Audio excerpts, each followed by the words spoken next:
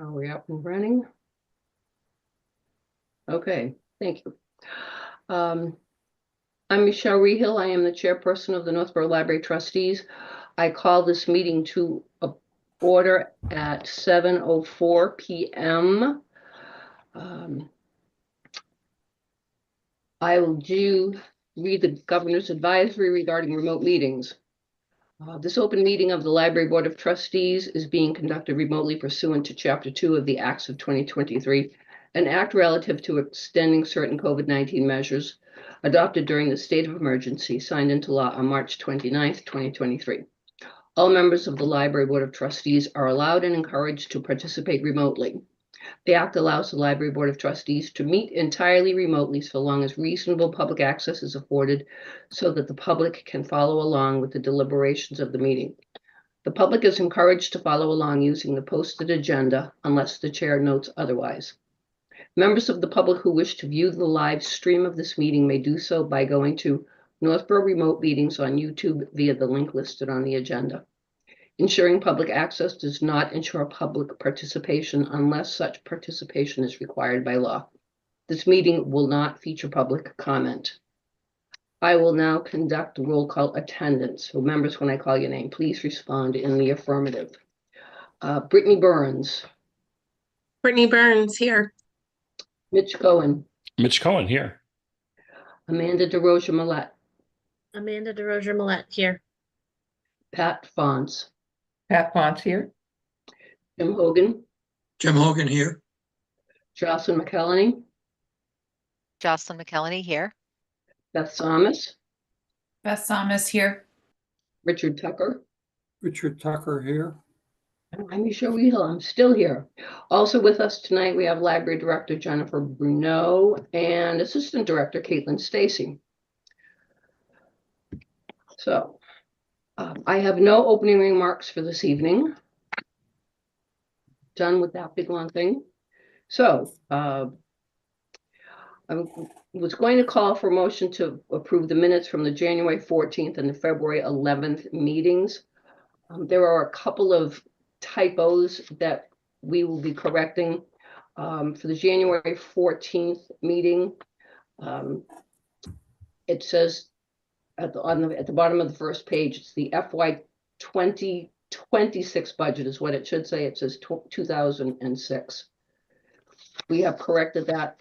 And also it said that the February 11th meeting would start at ampersand PM. We have corrected that to 7 PM. On the February 11th minutes, Amanda DeRosa Millette lost one of the L's in her last name in the section of my opening remarks. We have restored the L to your last name, so you have the correct number of L's. So other Michelle, than those typographicals, does anybody have, oh, yes? I do. There's a Jocelyn, there's a typo on my name in the January meeting. Yeah, I actually had to read it twice to catch it myself.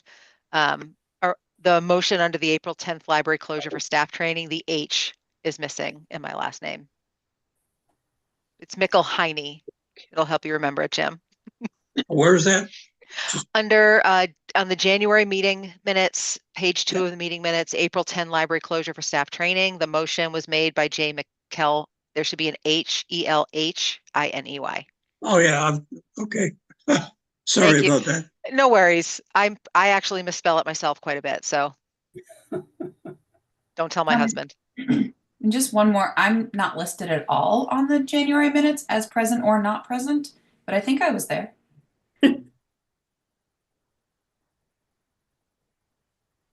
I'm pretty sure you were there as well.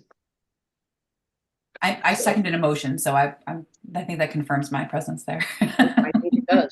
Okay, so, and we will add Beth Thomas. Okay, I'm going to resign as the the editor and proofreader.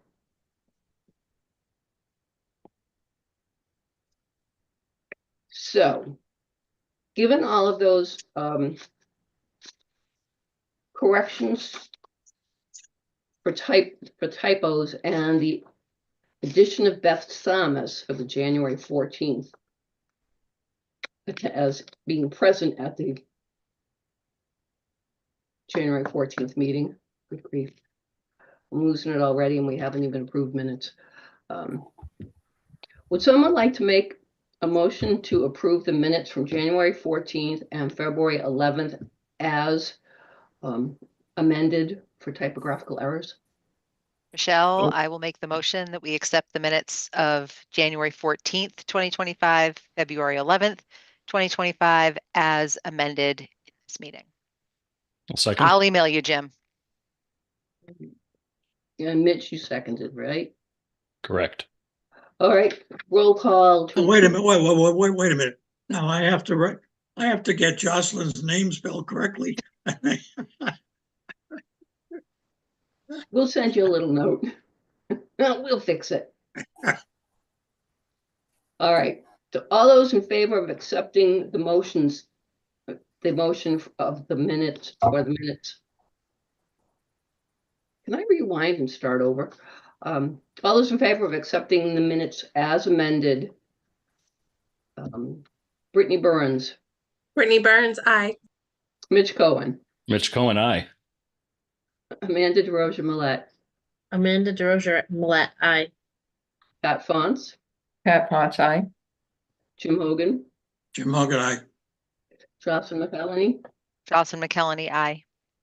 Beth Samus, Beth Thomas, aye. Richard Tucker. Richard Tucker, aye. I also vote in favor. The motion carries unanimously in the affirmative. All right, so we will move on to the FY25 appropriations report. Are there any questions or comments from anyone about the appropriations report?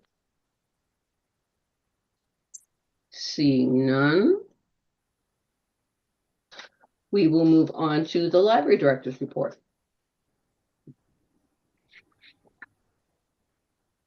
I just wanted to add, there was one thing, thank you, Mitch, that I did mean to include in my report that I did not, and that is about the library phone discussion that we had last month.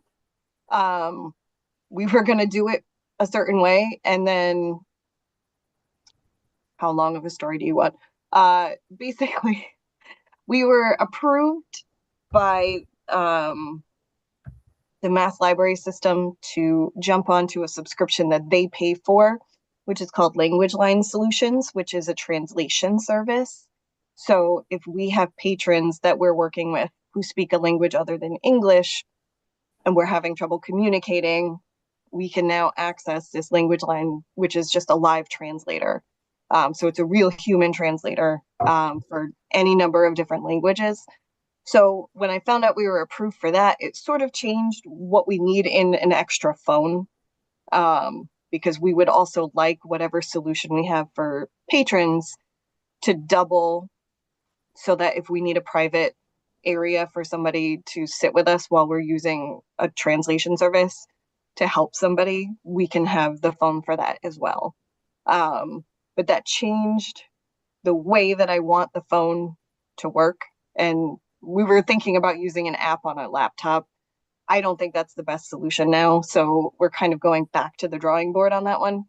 So I don't have an actual answer as to exactly what we're going to do, but we're moving forward and making progress on that. So hopefully that'll be worked out sooner rather than later, because we'd like to get that up and running.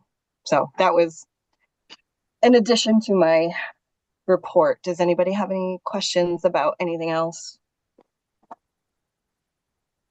About the phone or anything else in the report at all? Anything you want to ask me? I think we need to call out Eric in the something we're proud of section, because that was a delight to read. So thank you, Eric. Yeah, I will make sure that he hears this. please. Yes, that was next level effort. That to really, anything. really, I kind of want him to take a crack at the entire library director's report for next month. That might be a lot, but I'd love to see what he does, with your words. That was beautiful. He definitely would make them better. I'll see if he's interested. It's very poetic. That was And- my only shout out. I mean, And- obviously the other comments are lovely. Appreciate reading everything from the staff, but Eric was a standout this month. He really Yeah, did. he needs a gold star. And I learned something because it occurred to me that I never knew what Kenny G's real name was. So thank you. I did tell them that you all read everything. So now I have proof. We can go to the tape and he can hear for himself if he wants. All right.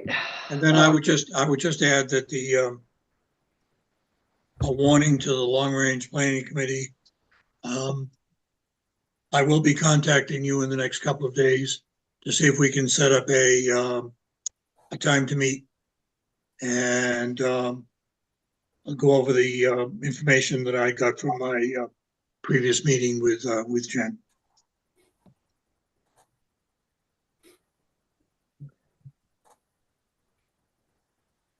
Okay. All right. If there are no other questions, and again, thank you for the comments from all of the staff members, people who took the time. We do appreciate that. We'll move on to the old business, which is the policy updates. The first one is the volunteer policy.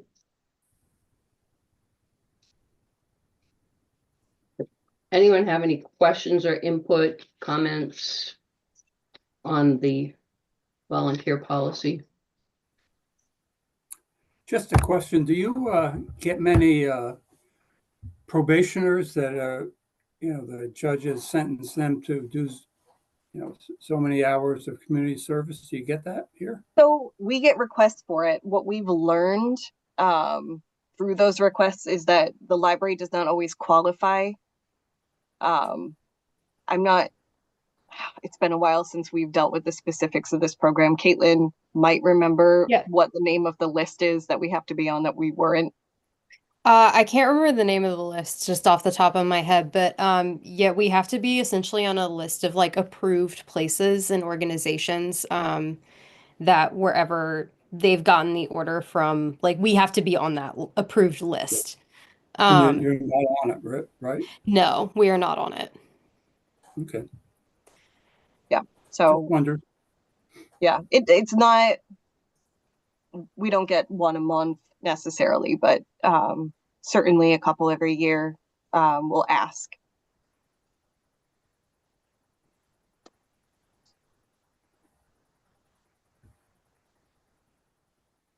So if there are no other questions, concerns, input on the volunteer policy, I would entertain a motion to approve the volunteer policy as presented.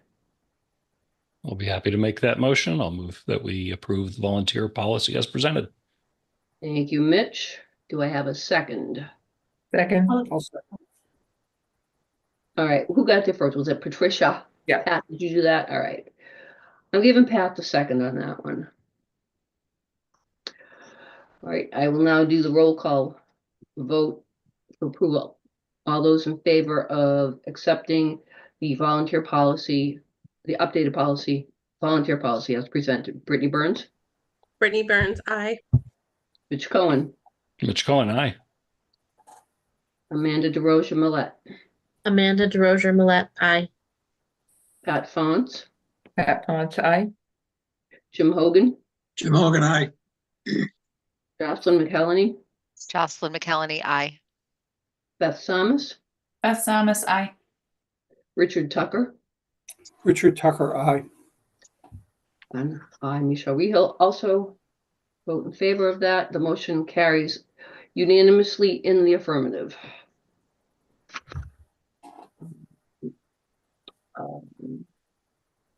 What's the next one? And then we move on to the library program policy.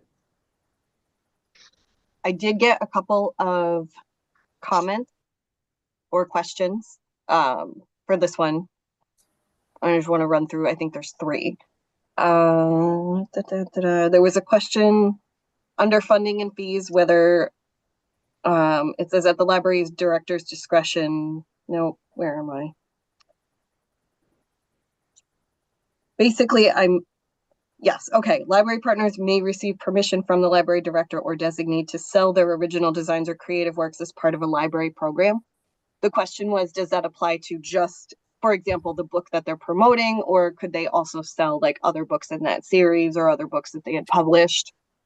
Yes, with permission, if it's their creative work. I don't think we've necessarily split hairs as to whether it's like it can only be this one book, or if it's, you know, if they're promoting the 3rd book in a series, it makes sense that they might have the other 2 there.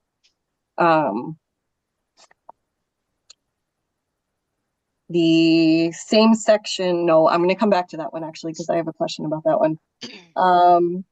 Under library partners, you go to the 3rd paragraph. It says individuals reserving spaces within the library for meetings or events are responsible for their own marketing. These programs are not sponsored by the library. There was a good comment that we should specify that those are not considered library partners. It probably should have been clarified in there in the first place. So the suggestion is to change it. And Jim, this is the one that I sent you earlier so that you already have the wording. Change it to individuals reserving spaces within the library for meetings or events are not considered library partners. These programs are not sponsored by the library. Such groups are responsible for their own marketing. So just a slight change, but a clarifying one.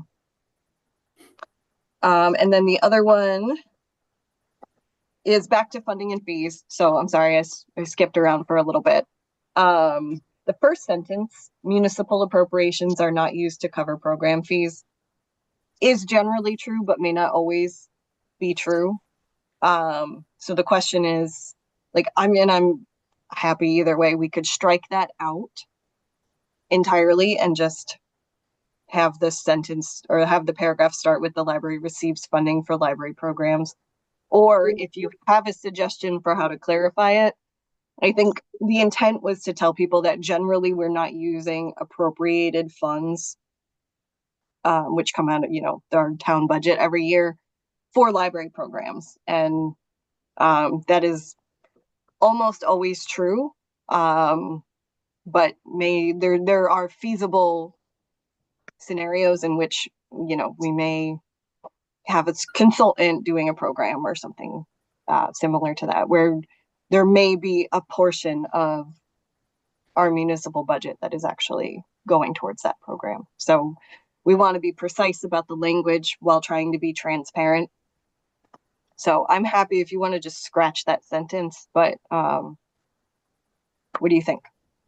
Yeah, I mean, this one was for me. I would be fine scratching the sentence entirely or inserting the word generally. So municipal appropriations are not generally used to cover program fees. Either is fine with me. I think it's important to retain some flexibility so that you're not prohibited from having a program just because it happens to be municipally funded. We don't want to back ourselves into a corner later down the road by saying that was the worry. Yep, it was a good catch. Is there sorry. Oh, go ahead, Jocelyn. I was going to say, I think from a transparency perspective, if there are even 2 instances a year where municipal funds are tangentially used to cover a program, I would prefer the sentence remain with the clarification of the word, adding the word generally not used or not generally used wherever grammatically it goes correct. Just because you're never going to cover every possible instance, but the most I would err on the side of being more transparent than less. Right. I mean, I guess in some ways you could make the argument that part of our municipal appropriation is staff salary time. So absolutely, if you're looking at trying to be specific, then we could leave it in and say municipal appropriations are not generally used to cover program fees. I think that would be Since the idea with this policy is to also explain to people how we plan and implement and cover costs for programs, I think it makes sense to just add the word generally and leave it in there.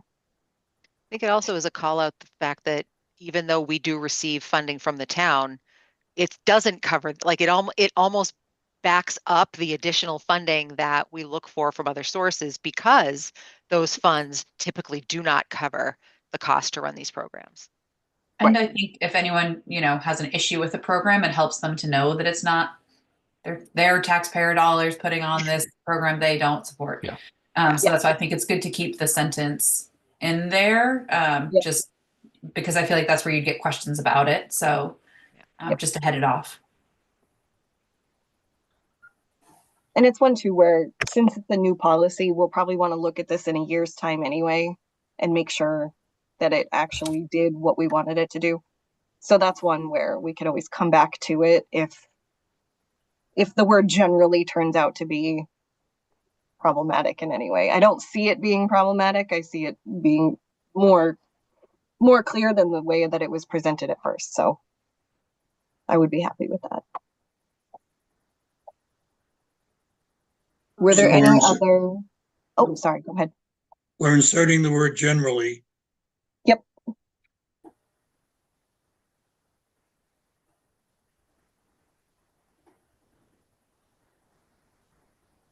So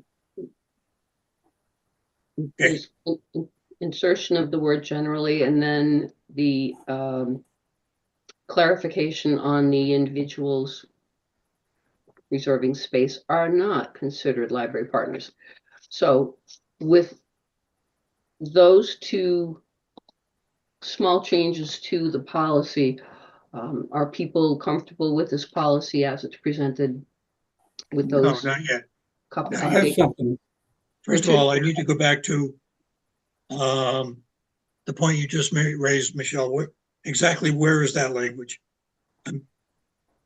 It's in the section on library partners it's on the third page.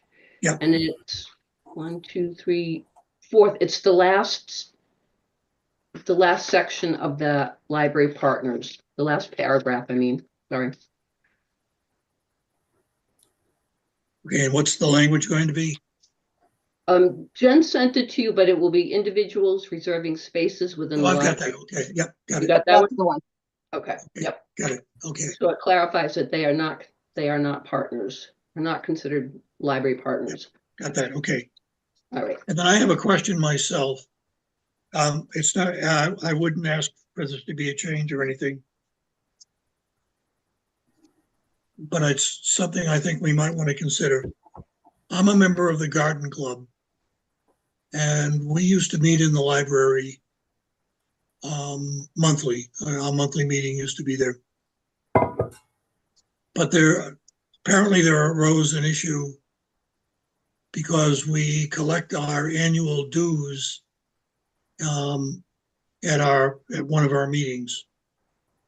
And sometimes we collected a small amount of money to cover the cost of supplies, things that we were using in a meeting, like flowers or soil or something or other anyway. And apparently that has caused an issue where we can no longer meet in the library. And I would just like to have that thought about a little bit, because we're obviously not making money, the Garden Club. In fact, we lose money. We give a lot back to the town.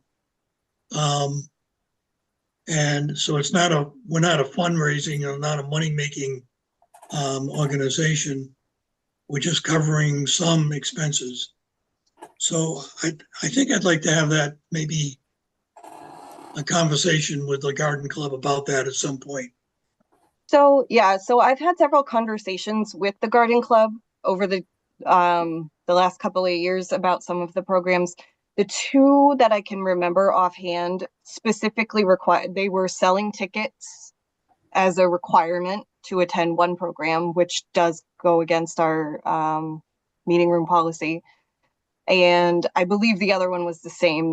There was it was kind of hidden a little bit, but when you got down into it, it was the program cost $15. So one was advanced tickets and one was basically a door fee. That has never been something that we've allowed as a use in the library. So if they were doing it before, I was not aware of it, or maybe I was not here for it. But I've had several conversations with the Garden Club. They're not able, they do use the room still. They do host meetings. They cannot host meetings and where they're requiring ticket purchases or fees. Dues, I'm not, like, if you're at a meeting and you hand someone a check as part of an annual dues or something like that, if there's another way to pay it, that's fine. We're not really quibbling about an exchange of money on that kind of a level. It's really, they can't have those ticketed events in the meeting room. They can have any other program. We talked about several different options for how they could have those types of events and cover the costs a different way. But I don't want to tell a nonprofit how to run their nonprofit. I just, my job is really to just try to help them figure out, like, based on the rules that we've set as policy for the meeting room. And we really do, I think, want to keep use of the meeting room the way that we have it, where it's open and supporting, free pursuit of intellectual and creative endeavors, and not start making allowances for one group or the other to hold ticketed events, because that would make it really, I think it would complicate things. Most libraries do not allow that type of use. And I think it just would introduce a really complicated gray area. So I have had several conversations with the Garden Club. And I've made it very clear, they are welcome to use the room for any other event as long as they're not selling tickets. Got it. Okay. Thanks. Were there any? Michelle, I have something. Yes. This is something to think about. Under the access to programs, it states that the programs will not be canceled or restricted due to partisan or doctrinal disapproval. That shows you want to be open to everybody, right? Yes. Then under the selection criteria, it says library staff makes decisions regarding programs using the following considerations. And one of them is community needs and interests, including feedback and suggestions from residents. Now, I don't know if you're aware of, anybody aware of what Avidia Bank just went through? When they had, they got themselves in a little bit of a jam there, and they had to back out from letting the Republican Club or something use the area for January Sixers to be highlighted.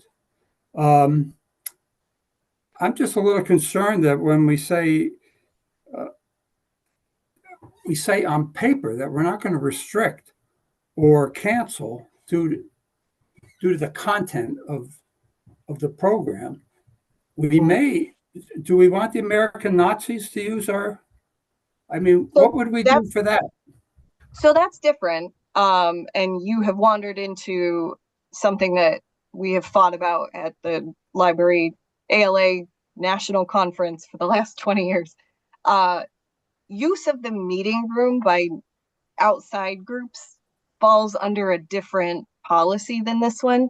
This one is just talking about sponsored library programs.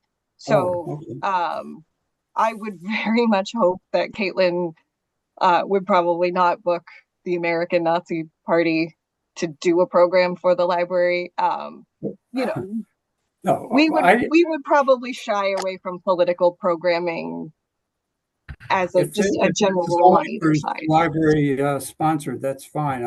I didn't catch that when I read it. Yep. Okay, thank you. Use of the meeting room, and I think that's a little bit closer to Avidia has, I think, a pretty open policy where they would let anybody book that room, and that's where they ran into protests because they had some J6 Yeah, the thing is though speakers. that if you get, community backlash Mhm. from letting a group use the library, what are you going to do about it? I mean, I think maybe that should be thought of before it happens. And it has been, and I think that's why we have the meeting room use policy that we do. So the difference between Avidia being able to cancel a J6 event and the library is that the library falls under the First Amendment. So if we're allowing somebody to book the meeting room, it just has to fall under the meeting room purposes, which I believe it's been a minute since I've looked at that specific language, but we have something in there that prohibits meetings that are political rallies, things. I think there's some kind of clause in there about hate speech and things like that. If you'd like, I could throw it on the next agenda and we can talk about it and have a better discussion about well, I think we what that maybe, language is. Because that's been a complicated issue at the yeah, top level for a long time. it may not even be a real problem. I'm just thinking overtime, but Oh no, it's been a real problem at libraries for years. I can imagine. Yeah, which is why we want to be very specific and intentional in saying, like, this is a group that booked the use of the room. This is not a library sponsored program. It doesn't necessarily prevent the backlash and the pressure. Yeah. There have been anti-trans groups that have kind of made their rounds through meeting rooms and done their own political grandstanding. So it falls under that other policy, and it has definitely been a discussion. I'm just thinking that a number of years back, before your reign, Jen, the Libertarian Party was having meetings in the library. And, I didn't care if they did or not, but some people didn't like it. Yep. And I'm not saying that whether we should decide that libertarians are out or in. I mean, that's not like what I'd like to see our policy. But I'm saying it's going to come up sometime, and we've got to think what But that, maybe the language we use here isn't so definite that they won't be canceled or restricted due to partisan or doctrinal disapproval. Maybe if it was not that only applies strong to, again, to sponsored library programs. So what we're saying is if our programmers have decided that this is a program that the community wants and needs and is asking for, and the presenter is qualified and they fall under all of these different things that we've decided, and we have decided as librarians to book this program, we are not going to cancel that program because somebody disagrees with the content. But other groups get in. That were the Libertarians a library program? no, Probably not. no, I very clearly remember it saying. was not a library program. It was I'm somebody. saying there's going to be people striving to use the building that is going to cause a controversy. And I just All right. think I'm going to we hold think this one about up, that Richard. ahead of time. Richard, because this is you really are talking about the meeting room policy. We can go back and we can look at that one later. As a library program policy, this is the policy that we have. So, and I think we're starting to get the two things confused or mixed together. We can go back if it would help at some point in the future. I'm not going to say put it on the next one because in the next meeting we have Right. More is coming. we have more coming in. So I don't think we want to get into a policy discussion the same night that we're getting a report, the health and wellness report. But we can look at it in the future. Maybe in the meantime, Jen, if you could mail out, if people are interested, we can send you the policy regarding the use of the meeting room. That's where all of this, a lot of what's going on, or we've been talking about, that's where it is covered. And if we all refresh ourselves and refamiliarize ourselves with that policy, because like you, Richard, that kind of went through my brain. And I said, oh no, wait, that comes under meeting room policy. This is library program policy. So this is what the library chooses to do. So if that's okay with you, Richard, can we That is. move that? Yes. Okay. And maybe the May agenda. I know April we have more, but I would welcome the opportunity to talk more about this. This is actually something I've been in a lot of discussions about. So with a little preparation, I will nerd out for you and talk about some of the safeguards that are built into our policy already and kind of like how they would apply in different circumstances.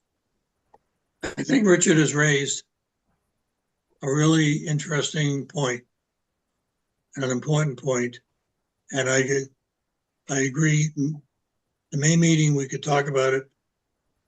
Maybe, Jen, you could give us as much background as you can about what ALA is thinking about this issue and what other libraries are actually doing about it. And we could have a good trustee conversation about it, because I agree. I think it's an important issue. I am so happy. I will be so happy to talk about this in May. It might be helpful to Jen when preparing for that is to provide some real world examples, and they are easy to find, of things that have taken place in libraries that people yelled and screamed about. I've run across some elsewhere in Massachusetts. If I can find them quickly, I'll email them to you. Sometimes it is unclear to the public at large whether they are our official library programs or not library programs and things like that. But to say, here is the awful situation that town X got into, and here's how our policy deals with that. Here's what would happen here. I appreciate that it is not always an easy process. That, we are subject to the First Amendment, which is good, but it has some downside. I wouldn't say downside, some rough edges occasionally. But how to best deal with that I think, will be a really interesting discussion. I remember we had the discussion when we amended that policy, and I think the changes were really, really good and very well thought out. But it's an important one that is lively right now and may get even more so. So I think it's worthwhile us spending some more time on it. In the library, my previous library, we actually had a policy that said no political meetings, period. Made life very easy for us. It just, if you were a political committee or a political action committee, or you were,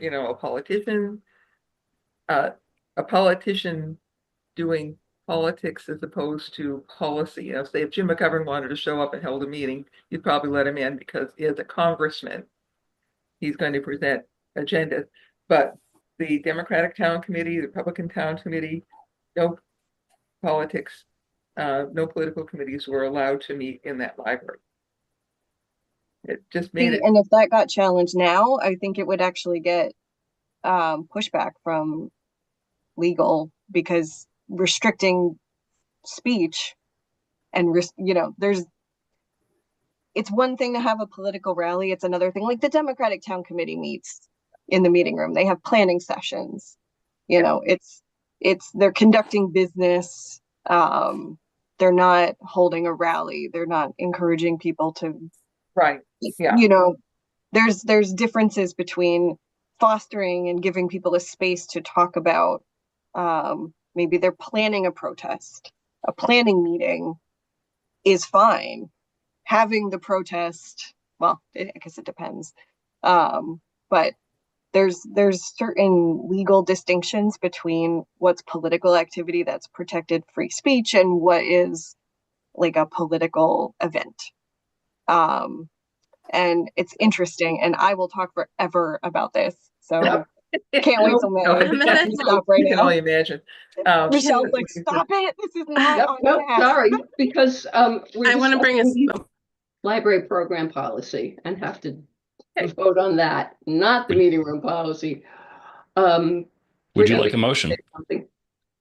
Hang on. I think Brittany wants to say something. Oh, okay. Well, I was just thinking in the same line to bring us back to this library program policy. I was going to say this is why it's important, because I think people often confuse programs that meet at the library with library programs. And Right. so I was just going to circle us back. And I don't know if it's worth adding, like in the opening line of library sponsored programs, just to make it clear that that's what we're talking about here. Like the purpose of this policy to set guidelines for the planning and operation of library sponsored programs. Yeah, or even a definition of what a library program is, a Sure. program organized and or funded by the Northborough Free Library, something a little like that. Yeah. I think if we're having this discussion, then it would be even less obvious probably to the public.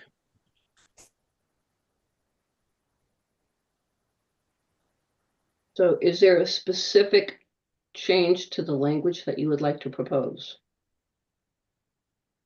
I like Brittany's recommendation in the opening paragraph of adding sponsored between library and programs. The purpose of this policy is to set guidelines for the planning and operation of library sponsored programs. I think that's a great clarification. I agree. Okay. Are we agreed to include the word in that first line so that it says library sponsored programs? Nodding of heads. Okay. Jim, I was clear on that. Yeah, I've got it. Thank you. Okay. All right. Then, if there are no other changes, clarifications, additions, deletions to this library program policy, would someone like a motion to accept the library program policy as amended this evening? I'll be happy to make a motion to adopt the library program policy as amended. And I I'll will second. Beth, you can have it. I think you were first. Having that one? Beth got that one I'll take it. Got that one? All right, Beth got seconded. with a rousing chorus of support behind her. That makes me think, I'm pretty sure it's going to be a unanimous vote. All right, so the motion is to accept the library program policy as amended. All those in favor, please say aye. Brittany Burns, Brittany Burns, aye. Mitch Cohen, Mitch Cohen, aye. Amanda DeRosa Millette, Amanda DeRosa Millette, aye. Pat Fons, Pat Bond's aye. Jim Hogan, Jim Hogan, aye. Jocelyn McElhenney, Jocelyn McElhenney, aye. Beth Samus, Beth Thomas, aye. Richard Tucker, Richard Tucker, aye. and Michelle Rehill also say aye. The motion passes in the affirmative and the vote is unanimous to accept the policy as presented. Thank you all. Is there any new business that may come before the board at this time? Seeing none, the date of the next meeting is April 8th at 7 p.m. and it will be in person at the library. We will have our guest. Yeah, you're going to have to put on your big boy pants and walk over to the library. I'm just going to have to put on pants at all. Well, I promise. I needed to know. Notice that's I don't subjective. stand up. No, Richard, thank you. I love that this is live streaming. It's fine. So, Our next meeting is going to be awesome. Laura is going to be there, but also the AV equipment has been installed. They're working on a very, very short punch list. It actually was a really smooth installation. I've already been in there to hear the reduction in the echo, and it is amazing. So I'm really, really looking forward to getting in there and having a meeting where we can use some of that so you can see some of it. I think it's gonna be awesome. So Jen, do you have anything to add about your email today about the judicial program that's coming? Oh, I hope you can all make it. I think it's gonna be a really good one. I know the judge. I think, he's a very good choice. He's a real gentleman. It should be a good program. I don't know what he's going to speak on or what the You can ask program him is. anything.